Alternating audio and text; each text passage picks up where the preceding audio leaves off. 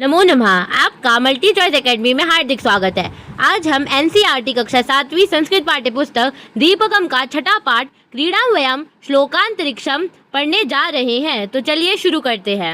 षष्ठा पाठ क्रीड़ा वयम श्लोकान अंताक्षरीम। यहाँ पे कुछ सखियों के बीच में वार्तालाप दिया गया है और जैसे कि आपने पढ़ा, इस पाठ का शीर्षक है क्रीड़ा वयम श्लोकांतरिक्षम, अर्थात आओ हम श्लोक के अंत के अक्षर के साथ थोड़ा खेले, अर्थात अंताक्षरी खेले। कौन सी? श्लोकों की अंताक्षरी। सखी दीपिके वयाम अधुनाम क्रीडतुम अभिलाषाम। सखी दीपिका, हम आज खेलने की इच्छुक है। अरे भारती, बहिर्वृष्टि अस्ति कथम क्रीडाम। अरे भारती, बाहर तो बारिश हो रही है, हम कैसे खेलें? वृष्टि अस्तु नाम, कोई बात नहीं, बारिश होने दो। इच्छा अस्ति चेत क्रीडाम, हमारी इच्छा है तो हम खेलेंगे। बहिर्गमनस्य आवश्यकता एव नास्ति, बाहर जाने की भी आवश्यकता नहीं है। ऐशा नूतना क्रीड़ा अस्ति भो, ये एक नई प्रकार की क्रीड़ा है, नए प्रकार का खेल है। अंताक्षरी क्रीड़ा इति, इसका नाम क्या है? अंताक्षरी का खेल। किम अंताक्षरी क्रीड़ा अहमपि क्रीडामि, ये क्या अंत के अक्षर वाला कौन सा खेल है? मैं भी खेलूंगी। अवश्यकम आगच्छन्तु वयम सर्वे क्रीडामः, आइए हम सब इसको एक साथ खेलेंगे। सखी त्रही क्रीड़ाया नियमान सूचयतु। सखी हमें इस खेल के नियम बताओ। वयम गणद्वयम रचयामः, हम इसमें दो समूह बनाएंगे। प्रथम गणस्य नाम ज्ञानमाला, पहले समूह का नाम ज्ञानमाला, एवं च द्वितीय गणस्य नाम रत्नमाला, और दूसरे समूह का नाम रत्नमाला। आदौ प्रथम गणस्य सदस्य एक पदम गायति, और फिर पहले समूह का एक सदस्य एक पद अर्थात श्लोक गाएगा। तस्य पदस्य अंतिमेन व्यंजन वर्णेन द्वितीय गणस्य सदस्य व अन्यम श्लोकम गायति, और उसी श्लोक के अंतिम व्यंजन वर्ण से दूसरे समूह का कोई सदस्य अथवा सदस्य दूसरा श्लोक गाएगी, और यह एवं क्रमशः क्रीड़ा प्रचलती, और इसी तरह क्रीड़ा का अर्थात खेल का विकास होकर खेल आगे बढ़ेगा। अहो महान आनंदा भविष्यति त्रही क्रीडामः। अदो ज्ञानमाला गणः र इति अक्षरात् पदम गायति तथा रत्नमाला गणः वदति। रत्नमाला वाले समूह ने बोला कि ठीक है, तो पहले ज्ञानमाला समूह रा अक्षर से शुरू होने वाला एक पद अर्थात श्लोक गाएगा। तो चलिए आगे देखते हैं। यहाँ आप देख सकते हैं एक टेबल दी हुई है, और इसमें ज्ञानमाला गण और रत्नमाला गण जो समूह है उनने जो बोले हैं श्लोक वो एकत्रित करके दिए हुए। आप एक एक श्लोक के चलते हैं और उसे पढ़ते और समझते हैं। पहला श्लोक कुछ इस प्रकार है। रूप यौवन संपन्ना विशाल कुल संभवा विद्याहीना न शोभन्ते निर्गंधा एव किंशुका। सबसे पहले इसमें पदच्छेद दिया जिससे हमें पढ़ने में आसानी हो, फिर अन्वय यानी निष्कर्ष दिया गया है, और उसके बाद भावार्थ दिया है। तो चलिए भावार्थ पढ़ते हैं। ये शाम सुंदरम रूपम अस्ति, जिनका रूप सुंदर होता है। यौवनम अस्ति, युवा होते हैं। उत्तमे कुले जन्म अपि प्राप्तम, जिनका जन्म उत्तम कुल में होता है। किंतु ते यदि विद्यायाः अर्जनम न कुर्वन्ति तर्हि तेषां शोभा न भवति, लेकिन अगर वह विद्या अर्जित नहीं करते तो वह शोभा नहीं बन पाते, यानी अच्छे नागरिक, अच्छे व्यक्ति नहीं बन पाते। यथा पुष्पिता पलाश वृक्षा, जिस प्रकार पलाश के वृक्ष के पुष्प होते हैं। दर्शने अतीव सुंदरा सन्ति, जैसे उनको देखते हैं वो बहुत ही खूबसूरत होते हैं, देखने में बहुत ही अच्छे लगते हैं। किंतु तेषु सुगंधा न भवति, लेकिन उनमें सुगंध नहीं होती, वैसे ही हो जाते हैं। जनः तेषां उपयोगम न कुर्वन्ति, अतः रूपस्य यौवनस्य उच्च कुलस्य चापेक्षाया विद्या एव श्रेष्ठा। इसलिए उच्च कुल, यौवन, रूप की अपेक्षा विद्या ही श्रेष्ठ है, क्योंकि जैसे सुंदर पलाश के फूल होते हैं वो सुंदर होते हैं परंतु उसमें सुगंध नहीं होती, इसलिए कोई उनका उपयोग नहीं करता। इसी प्रकार विद्या न होने पर, सब कुछ होने पर भी हमारा मूल्य नहीं होता। चलिए अगला श्लोक पढ़ते हैं। काव्य शास्त्र विनोदेन कालो गच्छति धीमताम व्यसनेन च मूर्खाणाम निद्राय कलहेन वा। फिर से इसमें पदच्छेद अन्वय भी दिया हुआ है, भावार्थ पढ़ते हैं। बुद्धिमंता जनः काव्यानाम शास्त्राणाम च अनुशीलनेन समस्य सदुपयोगम कुर्वन्ति। जो बुद्धिमान लोग होते हैं वो कविता पढ़ते हैं, शास्त्रों का ज्ञान लेते हैं और अनुशासन लेते हैं और समय का सदुपयोग करते हैं। लेकिन परंतु मूर्ख जना शयनम कृत्वा, परंतु मूर्ख लोग सोते हैं। परस्परम कलहम कृत्वा, आपस में लड़ते हैं, झगड़ते हैं। अथवा दुर्व्यसनेन अमूल्य समय से दुरुपयोगम कुर्वन्ति, और दुर्व्यसन करके बुरी आदतों में लग के अपना अमूल्य समय नष्ट कर देते हैं, उसका दुरुपयोग करते हैं। अतः वयम नित्यम विद्याभ्यासेन पठनेन लिखनेन वा समस्त सदुपयोगम कुर्मः। इसलिए हमें रोज विद्या का अभ्यास करना चाहिए, पढ़ना चाहिए, लिखना चाहिए और एवं अपने समय का सदुपयोग करना चाहिए। विद्या विवादे धनम मदाय शक्ति परेशां परपीडनाय खलस्य साधो विपरीतमेतद् ज्ञानाय दानाय च रक्षणाय। फिर से इसमें पदच्छेद दिया हुआ है पढ़ने के लिए, देन अन्वय निष्कर्ष दिया हुआ है। चलिए अब भावार्थ की तरफ बढ़ते हैं। दुष्ट जना विद्या उपयोगम कलहार्थम करोति, जो दुष्ट लोग होते हैं वो विद्या का उपयोग लड़ने के लिए, झगड़ने के लिए करते हैं। धनस्य उपयोगम अहंकार करार्थम करोति, और धन का उपयोग अपना अहंकार बढ़ाने के लिए करते हैं। सामर्थ्यस्य उपयोगम अन्येषां पीड़नार्थम च करोति, और अपनी सामर्थ्य, अपने पद, अपनी प्रतिष्ठा का उपयोग दूसरे गरीब लोगों को पीड़ित करने में, उनको परेशान करने में, उन्हें पीड़ा देने में करते हैं, उनका शोषण करने में करते हैं। किंतु सज्जनस्य स्वभाव एतस्य विपरीता भवति, परंतु सज्जन लोगों का स्वभाव इसके विपरीत होता है। सह विद्यायाः उपयोगम अन्येषां ज्ञानवर्धनात् करोति, वह दूसरों का विद्या प्रदान करने में विद्या का उपयोग करते हैं, उनका ज्ञानवर्धन करते हैं।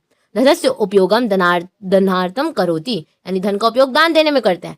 सामर्थ्यस्य दुरुपयोगम दुर्बलानाम रक्षणार्थम च करोति, और अपनी सामर्थ्य, पद और अपनी प्रतिष्ठा का उपयोग वह दुर्बलों की रक्षा के लिए करते हैं। येषां न विद्या न तपो न दानं ज्ञानं न शीलं न गुणो न धर्मा ते मृत्युलोके भुवि भारभूता मनुष्य रूपेण मृगा शरन्ति। इसमें पदच्छेद दिया है, अन्वय यानी निष्कर्ष दिया है। ये शाम जनानाम विद्या न तपः न दानम न ज्ञानम न शीलम न गुणः न धर्म अपि न अस्ति ते मृत्युलोके भुवि भारभूता मृगा मनुष्य रूपेण चरन्ति। भावार्थ देखते हैं। ये जनः विद्यां न अर्जयन्ति कठिन व्रतम न आचरन्ति, जो व्यक्ति, जो लोग विद्या नहीं अर्जित करते, अब कठिन व्रत, कठिन प्रतिज्ञा साधना नहीं करते, दानम न कुर्वन्ति, दान नहीं करते, ज्ञानम न अर्जयन्ति, ज्ञान नहीं अर्जित करते, वह उत्तम चरित्र वाले यानी अच्छे चरित्र वाले नहीं होते। गुणवन्तः न संति, उनमें गुण भी नहीं होते। धर्माचरण न कुर्वन्ति, जो धर्म के अनुसार आचरण नहीं करते हैं, उनके पास धर्म भी नहीं होता। ते अस्यां भूमौ भारभूता सन्तः पशवः इव इत्यस्तः भ्रमन्ति, वह मनुष्य रूप में किसी पशु की तरह भटकते रहते हैं, वह इस पृथ्वी के लिए बोझ है। और यहाँ पे बताया गया है कि वो पशु कौन, हिरण, हिरण के रूप में मनुष्य रूपेण मृगा चरन्ति, जैसे कि पदच्छेद में भी लिखा हुआ है। तदा वृत्तिश्च कृतिश्च लक्ष्मीर्वाणी यशस्विनी तत्वज्ञानं पराशान्ते यदा विद्या भवेत् तव। पदच्छेद है, अन्वय है, यदा विद्या भवेत् तदा तव वृत्ति कीर्ति लक्ष्मी यशस्विनी वाणी तत्वज्ञान परा शांति च भवे। जिनके पास विद्या होती है उनके पास क्या क्या होता है, उनके पास अब प्रसिद्धि होती है, बहुत अच्छी आवाज होती है, बुलंद आवाज, प्रभावशाली वाणी होती है, सत्य का ज्ञान और परम शांति, धन, सब कीर्ति सब होता है। भावार्थ, यदि त्वम विद्याम अर्जसी तर्हि त्वम उद्योगम, अगर आप विद्या अर्जित करते हो तो आपके पास क्या क्या होते हैं, उद्योग होगा, अपना व्यवसाय होगा, यश होगा यानी कीर्ति होगी, धनम यानी धन होगा, कीर्ति प्रदाम वाणिम और प्रभावशाली वाणी होगी, वास्तविकम ज्ञान यानी तत्व ज्ञान जिसको बोला जाता है, उस वास्तविक ज्ञान मिलेगा आपको, उत्तम शांति च प्राप्नोषि, आपको शांति मिलेगी, शांति सबसे दुर्लभ चीज है। अतः निरंतरम विद्यार्जनम करणी। विद्या नाम नरस्य रूपमधिकं प्रच्छन्न गुप्तं धनम विद्या भोग करी यश सुख करी विद्या गुरूणां गुरु विद्या बंधुजनो विदेश गमने विद्या परा देवता विद्या राजसु पूजते नहीं धनम विद्या विहीन पशु। तो चलिए भावार्थ देखने से पहले अन्वय देख लेते हैं, निष्कर्ष देख लेते हैं। विद्या नाम नरस्य अधिकम रूपम प्रच्छन्न गुप्तम धनम, ज्ञान ही मनुष्य का सबसे बड़ा स्वरूप और छिपा हुआ धन है। विद्या भोग करी यश सुख करी चा अस्ति, यानी ज्ञान आनंददायक भी है और प्रसिद्धि इसकी सुखदायक भी है। विद्या गुरुणाम गुरु, विद्या गुरुओं की भी गुरु है। विद्या विदेश गमने बंधु जना भवती, विद्या जो है वो विदेश जाने वालों के लिए भाई मित्र और बंधु का काम करती है। विद्या परा देवता अस्ति, ज्ञान ही सर्वोच्च ईश्वर है। विद्या राजसु पूज्यते धनम न ही पूज्यते, विद्या ही राज में पूजित होती है, यानी जो राजसभा होती है, ज्ञान सभा होती है, उसमें ज्ञान की पूजा होती है, ना कि धन की। विद्या विहीना जना पशु भवती, जो लोग विद्या के विहीन होते हैं यानी अज्ञानी लोग जो होते हैं वो एक पशु की भांति होते हैं। अब चलिए भावार्थ देख लेते हैं। विद्या मनुष्यस्य श्रेष्ठम सौंदर्यम अस्ति, विद्या मनुष्य का सबसे बड़ा सौंदर्य है। अदृश्यम गुप्तम चा धनम, और अदृश्य गुप्त धन भी है। विद्या आनंदम जनयति कीर्तिम वर्धयति सुखम चा प्रदाति, आनंद देने वाली है, कीर्ति बढ़ाने वाली, प्रसिद्धि बढ़ाने वाली है और सुख देने वाली है। विद्या गुरुणाम गुरु अस्ति, विद्या गुरुओं की भी गुरु है। विदेश यात्रायाम विद्या बंधु भवति, विदेश यात्रियों के लिए विद्या बंधु है। विद्या प्रधान देवता अस्ति, विद्या ही प्रधान देवता है, यानी ज्ञान ही सर्वोच्च ईश्वर है। राजस भासु विदेशाम एव सम्मान भवति नातु धनिकस्य, अतः यह विद्या ही न भवति सा पशु समान भवति। जो राज्यसभाएं होती है उसमें सिर्फ केवल विद्वानों का सम्मान किया जाता है, धनवानों का नहीं, इसलिए ज्ञानहीन विद्याहीन व्यक्ति पशु के समान है। शनैः पंथा शनैः कंथा शनैः पर्वत लंघनम शनैः विद्या शनैः वित्तम पंचतानि शनैः शनैः, इसका भी पदच्छेद दिया गया, अन्वय है भी दिया गया। भावार्थ पढ़ते हैं इसका। मनुष्य सर्वदा गमन समय सावधानम चलेत, जो मनुष्य होता है वो हमेशा जब भी जाता है तो बहुत सावधानी से चलता है। वस्त्रस्य सीवनम जागृताय कुर्यात्, और जब भी व्यक्ति वस्त्र से मिलते हैं तो बड़े सावधानी से उसे बरतना चाहिए। इसी प्रकार पर्वतस्य उपरि आरोहणम कर्मेण कुर्यात्, इसी प्रकार पर्वत पर भी धीरे धीरे चढ़ना चाहिए। विद्याम धनाम च निरंतरम प्रत्यनेन अर्जित, इसलिए इसी तरह विद्या और धन को भी धीरे धीरे अर्जित करते रहना चाहिए। एतानि पंच कार्याणि शनैः अर्थात सोपान क्रमेण एव कुर्यात्, इन्हीं 5 कार्यों को हमें धीरे धीरे यानी चरणबद्ध तरीके से करना चाहिए।